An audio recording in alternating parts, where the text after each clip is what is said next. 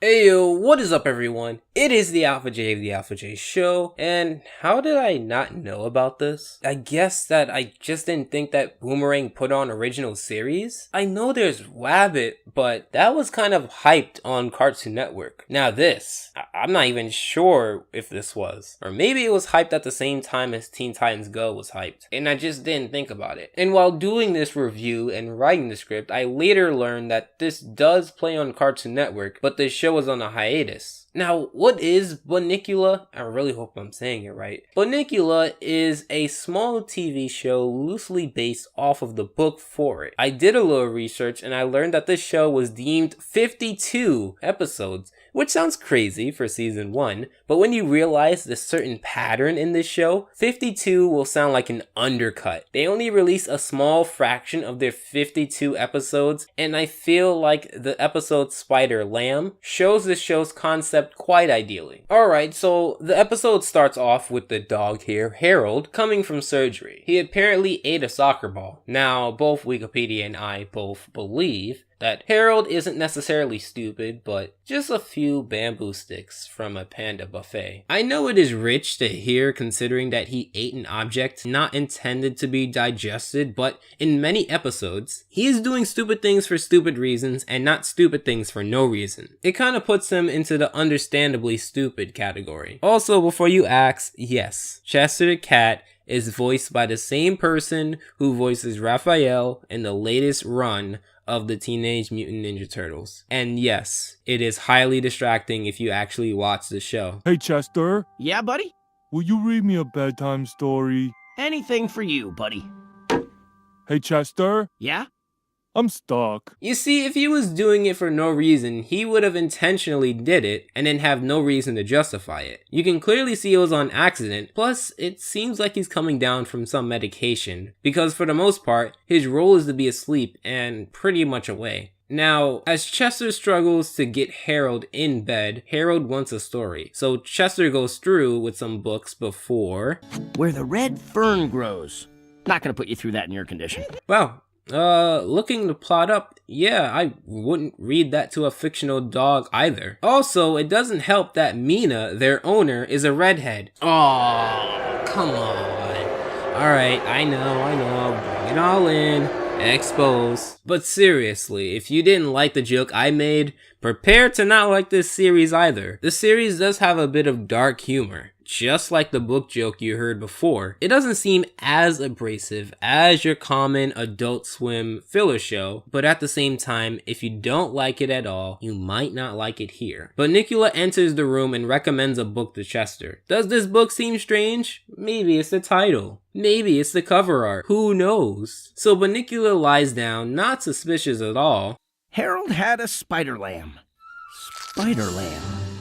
Whoa, that was a surprise, and honestly, with my vision as poor as it is, I saw this a mile away. However, it's not such a bad thing, and I'll explain that later. So as Chester reads the book, their reality bends towards the narrative. Bunnicula instructs Chester to continue reading the book, but Chester doesn't. This is also very important and will be explained later. So then, here's a part that I seriously don't get. So Chester doesn't want to read the rest of the book. So Bunnicula takes the book back, but Chester does not want to give it back. So he just wants to hold on to the book. Not read it, not give it, but just be paranoid about his surroundings without actually giving the book back. It really does not make him look smart, considering out of all of them, he's probably the most aware of Bunnicula's capabilities. A mutant, possibly haunted spider pops out of the book, and as the spider causes destruction, they switch to a view that would make seeing the spider's destruction virtually impossible. To be honest, I really don't have any major gripe with this because again, considering that this is on hiatus and it's on Boomerang, I'm not expecting food fight levels of a budget. Fun fact, the voice of Bunnicula, Chris Caden or Cadden, I'm sorry if I get the name wrong, also had a voice role in Food Fight. Oh, hello, my name is Bunnicula. Here,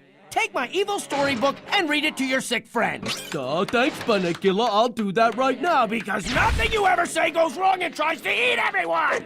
As you can see, Chester and Bunnicula have a complex relationship. Bunnicula again requests that Chester finishes reading this book. Again, I will explain this later. Alright, I'm gonna need both of your ears on this part, unless you have one of those broken headphones where one of the side works. Currently, I'm going through that crisis with my babies. So Chester then tries to fight a mutant spider with a toy and a spatula, and then he rejects Bunnicula's use of magic in favor for spatula spanking, and then Chester freaks out when the spider spits a web, which causes Bunnicula to basically wear a sweater made out of the spider's web. Then the sweater is wrapped around himself, and then he loves it himself, but then hates it because it's sticky, and I'm not even sure if he's ever touched a spiderweb before, and then everything practically falls apart. And if that really seemed messy and jumbled up, well, here's the short version. This character Chester flip-flops more than a salmon on land. Again, all this will be explained later. We then get this scene here, where the humans for the most part are ignorant. I've kind of explained that a lot of easy shows do this. They do it here, they do it here, they do it here, and they do it here. It's one of those one person watches the movie really scared and the other one is not scared sort of trope. They don't really influence the plot too much, so I really won't be talking too much about them. So Bunnicula requests that Chester reads the rest of the book for a third time. Did you get it yet?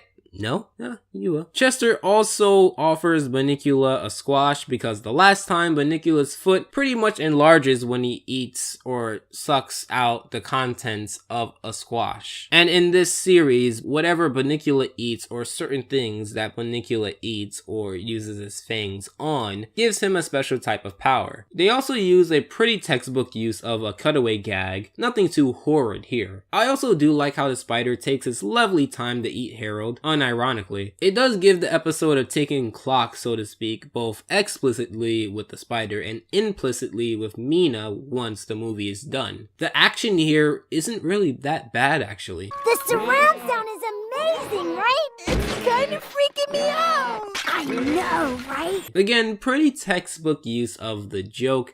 It's nothing really out of the box, but not all shows need to break ground. Third time's pretty much the charm, but this time the spider lays eggs all over Harold. I'm not sure why you would lay eggs on your food, unless it was a bacon, egg, and cheese. So you think if I keep reading the book, it'll make the monster vanish? Well, that's the worst plan I've ever heard. Aw, well, it's not like he's magical or the source of where the book came from. No, he has no idea of what he's talking about. Also, great way to turn the plot around. Actually having the character just flat out state what Bunnicula was trying to say from the beginning. But if it works, it works. So their plan is to have Bunnicula distract while Chester reads, and for the most part it works, before Captain Anxiety adds his 2 cents after reading that the spider will increase in size. I won't spoil too much, but just know that the final battle showed a lot of proficiency in pacing. The battle felt a lot like a push and pull. Sometimes Chester got far, and right when you think he's going to win, the spider takes him back to his realm, and right when you think the spider is going to win, they switch again. It's pretty awesome to see. They do win in the end after Chester reads the rest of the book. They then end on the eggs the spider laid not being transported when everything else pretty much was when warped, but instead left here to hatch and to basically cause trouble. So I was going to explain why this show can run for 52 episodes quite easily. And if you haven't noticed it by now, each time Bunnicula wanted Chester to read the whole book, the answer was just right in front of you. And each and every episode is the same. This show is essentially a Max and Ruby Invader Zim love child. And however, I do like the episodes, but just knowing how these episodes will play out will eventually just make watching them essentially a glorified I Spy game, considering that I have to check for what Bunnicula is going to say and what he messes with. Now, does this formulaic concept mean that the show is bad or set up to fail? No. Many shows like Phineas and Ferb, the Looney Tunes show to an extent, and most preschool shows have thrived and made millions collectively by having an easy to understand formula to their episodes. Usually this means that a younger than average audience would be able to understand and expect certain patterns within the show. It also makes it easier to write because every episode is basically built on a pre-made structure. So would I recommend it? I mean, if you like the highly formulaic shows like Phineas and Ferb, then you'll definitely like it here. But if not, you might as well keep moving on. So this is one of the requests that I'm taking for October. I'm going to be taking another one quite soon. I just have to do some of my own reviews, and after that,